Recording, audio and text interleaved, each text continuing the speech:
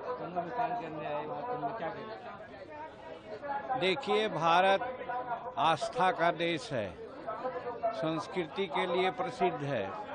अपने संस्कृति और आस्था के चलते ये विश्व गुरु कहलाता था और आस्था में कहीं न कहीं खलल होते नजर आती है आज के कुछ लोगों के द्वारा।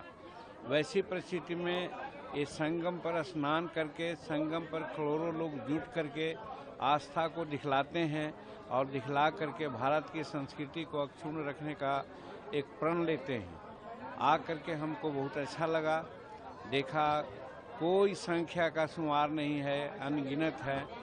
कोई कुछ कहें, कोई कुछ कहें, लेकिन मैं कहता हूं कि अनगिनत की संख्या में लोग आए हैं और सब आस्था के चलते आए हैं। सनातन धर्म हमारा रहा है ऐसा धर्म जहां किसी प्रकार का भेदभाव नहीं रहा। कालांतर में आकर के मनुवादियों ने कुछ अपनी अपनी बातें कर दी है, लेकिन सनातन हमारा कभी नहीं कहा कि किसी से कोई विभेद करना चाहिए। संत रैदास जी ने भी कह दिया था, जात पात पूछे नहीं कोई, हरि के भजै सो हरि को होई। हम समझते हैं वैसे संत शिरोमणियों के बात को और सनातन धर्म को अक्षुण्ण करने के लिए करोड़ों करोड़ यहाँ पर गंगा में डुबकी लगा करके अपने मन वचन कर्म से मानवता की सेवा करने के लिए, भारत का कल्याण करने के लिए यहाँ पर आए हैं।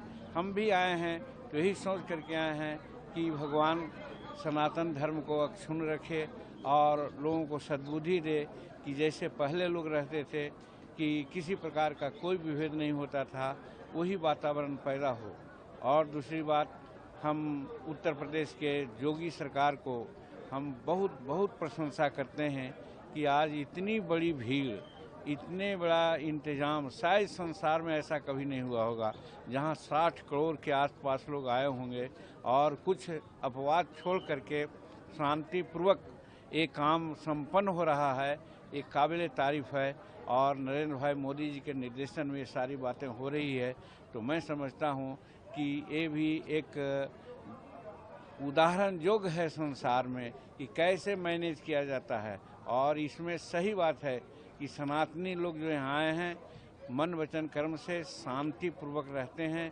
उसका एक उदाहरण ये भी है कि अगर करोड़ों करोड़ एक जगह हो रहे हैं और कहीं किसी प्रकार की बात नहीं हो रही है तो ये भी काबिल तारीफ है।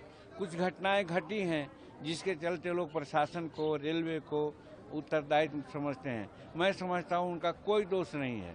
हम मनुष्य में आपाधापी की जो प्रवृत्ति होती है, हम एक दूसरे को सह अस्तित्व से सोचते नहीं हैं। हम आगे तो हम आगे के क्रम में कुछ ऐसी बातें घट जाती है। आज हम गाड़ी से भी आ रहे थे तो हम देख रहे थे कि बल्लात कुछ मोटरसाइकिल वाले पार हो जा रहे हैं, कुछ ऑटो वाले पार हो जा रहे हैं, कुछ आदमी पार हो रहे हैं। अगर गाड़ी कंट्रोल न करे तो शायद एक्सीडेंट हो सकती थी। मेरा कहने का मतलब, अपने संयम को जब खोते हैं तो कुछ घटनाएं घट जाती है। इसमें प्रशासन का कोई दोष नहीं है। हम पुनः योगी सरकार को और भारत सरकार के नरेंद्र भाई मोदी जी को इन सब प्रबंध के लिए प्रशंसा करते हैं और संसार के लोगों को कहना चाहते हैं कि आप हिंदुस्तान के सनातन धर्म से सीख लो कि कैसे एक साथ करोड़ों करोड़ आदमी रह सकते हैं, जा सकते हैं, आपस में बात कर सकते हैं।